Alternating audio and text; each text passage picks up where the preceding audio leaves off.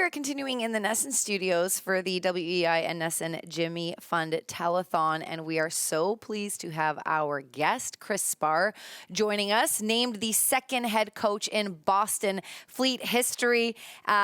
Thank you so much for joining us. Welcome to the show. Welcome to Boston's, one of our favorite events of the year. And now you're going to be a big part of this community. Just wondering, I'm a fellow Torontonian. Are you in Mississauga right now, or are you in Boston already? No, I'm actually I'm in Burlington, so I'm about 40 minutes outside of Toronto, but grew up in Mississauga. Awesome. Yeah, no, we were checking out your resume and everything you bring to this Boston Fleet team. Your first job as a head coach, so congratulations for that. But no pressure. You're joining one of the best sports cities in the world. What's your excitement around possibly building a legacy with the Fleet in Boston? I'm ecstatic. To be able to jump into Boston and be a part of this tradition here that that's respected franchises, franchises that have done a lot of winning. And, my goal is to bring in a championship level program to Boston with the Fleet and continue the tradition. You talked about community in your opening presser. Welcome, by the way. I'm new, so I feel weird saying welcome to Boston, but we can learn some things as we go. What have you learned about this community so far, especially being able to kick off such a special day as today? Well, I've learned quite a bit. One of the things that kind of on a personal side of it is, I'm a big food guy. I love to eat. I love seafood and I love Italian food. And so walking around the city, just getting a chance to see all the restaurants, and I had a few really nice dinners when I was in town for the media release, and what a great culinary culture they have, and I'm looking forward to diving a little bit more to that side of it. Kris, you're going to get along very well. I can give you the name of all the best restaurants here in Boston.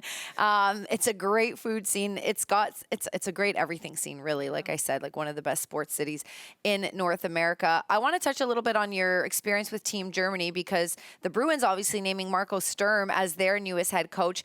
Do you have any experience with him? Both of you obviously representing Germany and playing him, coaching, you playing. Like how much crossover have you had with him, if any at all?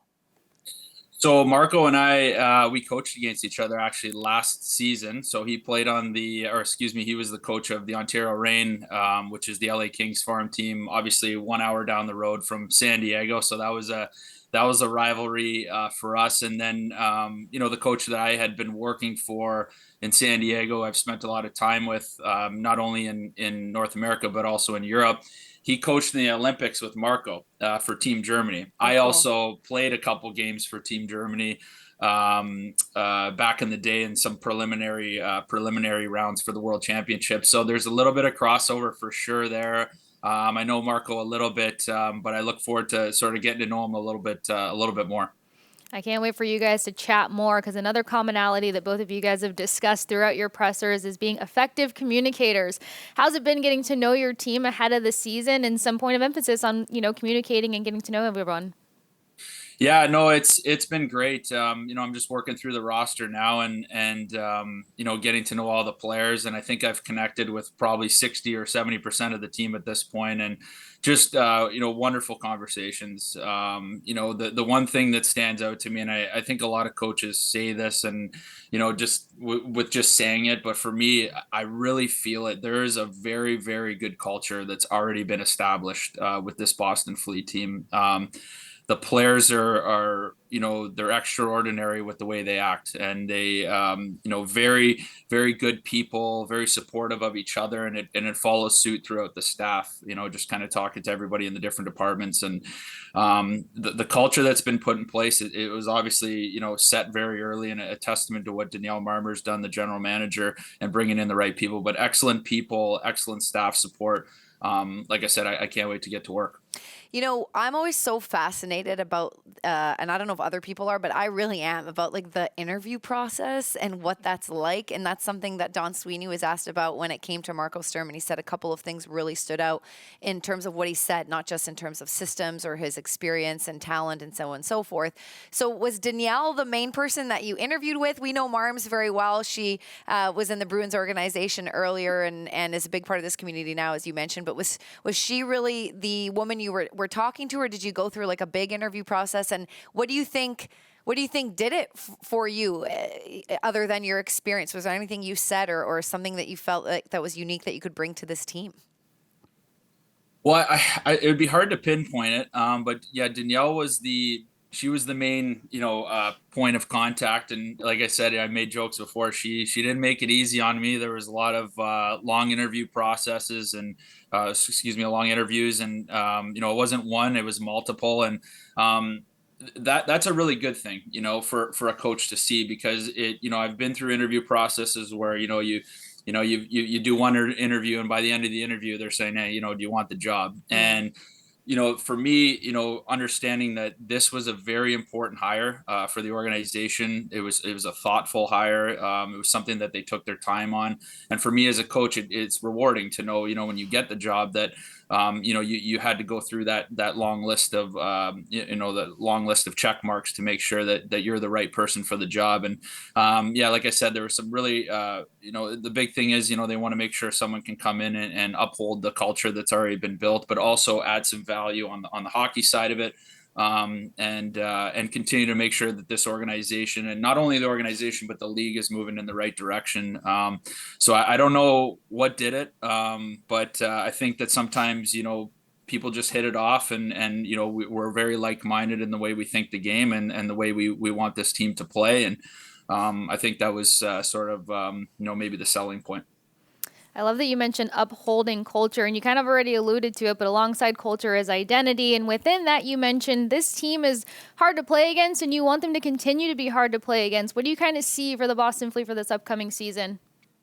Well, yeah, like I think that's a sort of a terminology that's thrown around a lot in hockey. And when I say hard to play against, it just means, I think in every sport, when you're an athlete or you're a coach, you remember what it's like playing against those teams where there's no room, whether it's on the football field, the basketball field, the hockey rink, whatever it is. It's like those teams that just give you absolutely no space out there. And typically, for me, that comes down to being very organized with the way you're going to play when you don't have the puck on your stick. And so for us, we're going to be, I want our players to feel like they can play and be creative when we have the puck, but when we don't have it, we're going to be very organized in how we're going to get it back in a five-man unit. And so that's really important for us. And I think, I've used the word suffocating. We're going to be aggressive with the way we forecheck and the way we want to get pucks back. And I think that's something that we're going to instill early, and be a very skating, hard to play against, but a team that skates and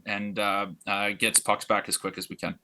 I know you're Canadian because I get this all the time. I say against, and you say against as well. Apparently, it's against in the States, but I loved hearing you say against, because that's how I say it too. Okay, all right, that's good. I'm not the only one. No, definitely. And now we just need you to say sorry like a Canadian, and then we're all going to be good. Sorry. Yeah, there you go. I love it. Listen, Hillary Knight was the captain of the Boston Fleet, taken in the expansion draft. Brad Marchand with the Boston Bruins traded at the deadline, as you know. So that's a big theme here. We've been talking about captaincy and leadership around your respective teams. How would you want your captain, or what qualities are you looking for in a captain in the teams that you've been an assistant coach in, and now that you're a head coach, what qualities do you want to see in a captain? Yeah, that's a good question. I think leadership, it shows up really in different ways. Sometimes, you have the vocal leader who's, always saying the right things. And sometimes you have someone that's a little bit more reserved and a little quieter, but, does something does something with the way they play. And I always say that well done is a lot better than well said. I want to see somebody that is going to be leading by example on the ice. And for us, that we have those players already. You can just tell from talking to them on the phone and getting to know their game a little bit. But those qualities for me is getting after it and being the example, and everything that we do, whether it's a practice day, whether we're traveling, and we need an extra bag carried on the road, or helping out the trainers, or, scoring a big goal in a big moment. That's leadership. And so for me, those are all examples, but I think, if I were to kind of wrap it up into one thing, I think doing it is a lot better than saying it. And that's what we're going to be looking for. Kris, we have to let you go, but thank you so much for your time. Last quick question. When do you get to Boston? When do you kind of make the move? I think we're going to make the move in September. I'm probably going to come down early by myself, and then my family will follow probably in October, as my son's going to start school here and make his way over to Boston. But I'm looking forward to getting to Boston and getting to work. Well, we welcome you from the bottom of our hearts. Good luck with the move again. Thank you so much for the time, and good luck this upcoming season. Thanks so much for having me. I really appreciate it. Thank you. That was Kris Sparre, the newest head coach for the Boston Fleet, the second head coach in Fleet history.